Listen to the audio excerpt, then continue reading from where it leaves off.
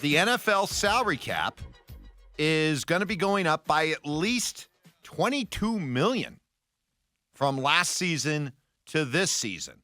And it'll be the second consecutive substantial cap increase. So teams like the Broncos now, the cap, which was at around $255 million this past year, will go up to about $277 to $280. And it means that in the span of 2 years, it will have gone from $225 million to about $280 million. And that was something that always aggravated me when the Rusties out there were preaching gloom and doom about cutting Russell Wilson and taking the big cap hit. And, it's going to kill the Broncos. They're not even going to be able to field a team. And one thing I kept insisting when you looked at part of justifying this, because this is not news out of left field. This was something that 2 years ago, if you were paying attention, it was already out there. The expectation was that the cap was going to be going up significantly over the next couple of years. And that would play a role, Stoke, in being able to absorb such a big cap hit.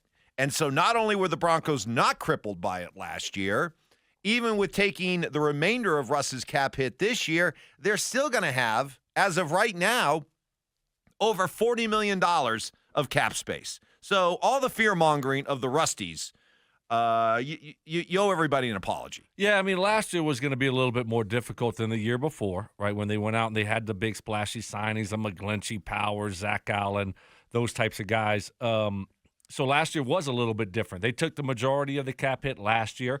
And they're in a really good spot. They really are. The first year in a while, it seems like coach, quarterback, GM, owner, all back together again for another year. And now all of a sudden you got all your draft picks also, and you're starting to see, okay, hey, we don't have to worry about the most important position. Let's just start filling this roster in. Great position for the Denver Broncos this offseason, and you have some money to spend. Now, you don't have, you look up and like the Raiders have $100 million. Yeah. The Chargers have a lot of money too. So there's teams with more money to spend, but you can be competitive. If you see a guy or two that you like, you can be competitive with those guys. It's never a great philosophy to go out there and spend a ton of money in free agency and be all you're really doing is overpaying. How do you usually. view it? How do you view free agency? Ugh, easy for me to say. Well, I think overall I kind of let the calm before the storm. I let all those people with the big money go out there, make the splashy signings and overpay for guys, and let's get some bargains. You're a second wave guy. Yeah, third. Yeah, go find some Stokleys. You find your Stokleys in the fourth wave. Touche. That was me. I mean, I was traveling around like veteran minimum June signings. I mean, that was later in my career. I did sign before June, Mike Evans. What was the earliest you signed? What was the earliest I So signed? free agency opens on like a Monday. Let me check my notes on that, Mike. I don't know. What was the earliest? Were you ever a first day signing? Second Screw day? you, Evans. Ty, no. tell me you got that. Oh, my gosh. No, I never was a first anybody day ever signing. calling you at midnight? Was the coach sitting outside of your house Right. with a pen and a contract waiting for you to sign it? 12 o'clock. Phone rings. That ever happen? No, it didn't. I was traveling around the country. My first free agency, leaving Baltimore, and I had Liz Frank surgery. So I'm traveling around the country. I don't know. This was probably a couple weeks into free agency, on crutches in a boot, visiting teams. So that was my first time in free agency. Didn't start very well, but I did sign with the Colts, and that turned out okay. I was looking at just, you look at some of the articles out there and rumors and projections and stuff like that. I saw this one that had predictions for every team, what they're going to do in free agency. There was one that I was like, I grabbed hold of it. I was like, this would be awesome. How would you feel about coming out of free agency with this? Kansas City linebacker Nick Bolton and Minnesota Viking running back Aaron Jones. How'd you feel about those two in free agency? That's fine. I just don't want to sign an older running back. I feel like there's a lot of tread, a lot of wear and tear. On Aaron Jones. I like him, but okay, the Nick Bolton, really good player, obviously, and you hear the Chiefs coaches and players talk about him, what he means to that defense. He's the glue, right?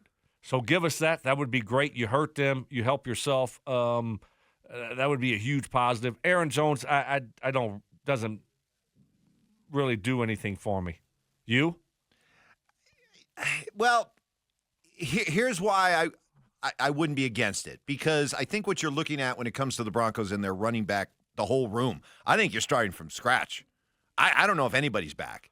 Maybe Jaleel McLaughlin. Maybe. Oh, that's what I've said. That might be it. It's a complete teardown. We're tearing it down to the studs, So Mike. I'm all for the idea, and I won't be pitching a fit if they end up drafting a running back at number 20, but I do think whoever they do end up drafting, you got to also pair that draft pick with a veteran. I like it. Running back. And Aaron Jones, I have no problem with that. But Bolton, I really love the idea. When I hear people from Kansas City or who, like we had James Palmer on last week talking about how Nick Bolton is thought of in Kansas City, I get like Danny Trevathan vibes when I hear people talk about Nick Bolton's importance. I get Danny Trevathan vibes here. So I like that. If he's kind of got like a Danny Trevathan type vibe in Kansas City, and you can bring him here and weaken the Chiefs in the process, right? Sign me up. Okay, I'm good with that. And if you do complete teardown running back, I wouldn't mind taking two running backs, honestly. I mean, that's kind of where we're at. We got to hit on a running back. Before the draft, we have free agency, and of course, you look at free agency and you look at potential ways to free up even more salary cap space, which involves either restructuring with players you have or maybe out and out cutting players because of their cap hit. NFL.com put out an article listed potential cut candidates for NFL teams.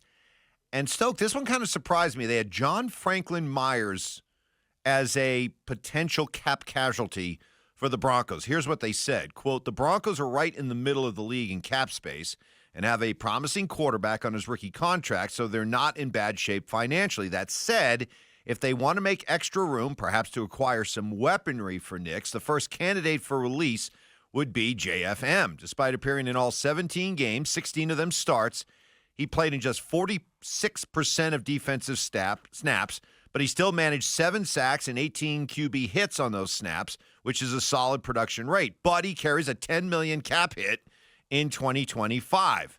It's not a necessary move by any means, but it's a possible one, depending on Denver's priorities. How would you feel about them moving on from JFM? Well, I mean, Sean told us interior defensive line was a need. I don't think getting rid of a good player who seems like he's good in the locker room and a good leader is the right move here. He's got one more year left.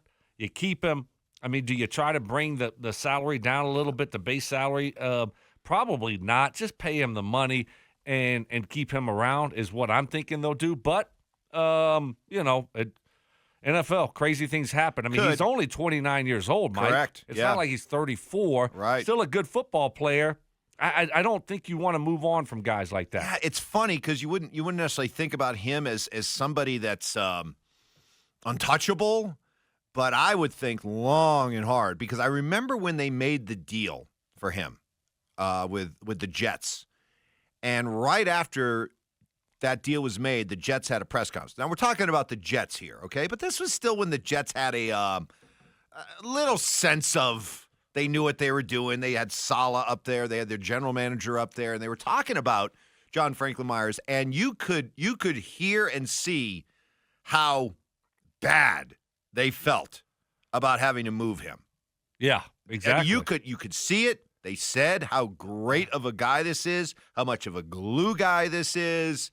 And when I saw that, I was like, that one kind of intrigued me. And I kind of felt the same way when they acquired, and then he spoke to the media for the first time, Malcolm Roach.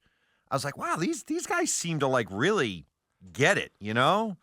And so when you think about how the Broncos culture has turned around so quickly over the last couple of years, It happens because you bring in the right kind of people. You know that. And it would seem that guys like JFM, Malcolm Roach are those kind of guys. So I'd think long and hard before I just cast him aside. Yeah, I don't know what other defensive tackle contracts look like in the NFL. You're paying this guy $7.4 pretty much million for the year. Like you said, it's a cap at $10 million. If you move on from him, all you're saving is you're saving $7 million. A dead cap hit of $3 million. So if you release him, you still got a $3 million cap hit. So you save $7 million on the cap. I think in this situation, you want to keep this guy for all the reasons that we've talked about. And he's only 28, like you said, 28, 29 years. I'd restructure a deal with him where I give him a little bit more upfront money, spread out. I'd sign him to a 3-year deal. I'd like to have this guy around here for a few more years. Yeah, you could sign him to an extension and spread that cap hit out. I think we'll be fine with the cap. We should be fine. I mean, I think you're in a good situation right now for the Broncos. You don't want to spend just to spend, but they're in a good situation. I don't like releasing good football players that are check a lot of boxes. Can I give you one, though? John Franklin Myers. Can I give you one that I would not be afraid to move on from because of the money he makes? Yeah, absolutely, Mike. P.J. Locke. Wow. Okay, what does P.J. make? Good player. $5 million. Ooh. Yeah. $5 million. Okay. Cut him, it saves the Broncos $4 million. That seems like, I mean, nice what player. What are we doing at safety? Nice player, but boy, that seems like a pretty expensive ticket for a guy who's a nice player. Yeah. Who do we have? Do we have anyone else? I like P.J. Locke. He's not the biggest guy, but he'll come up and hit you.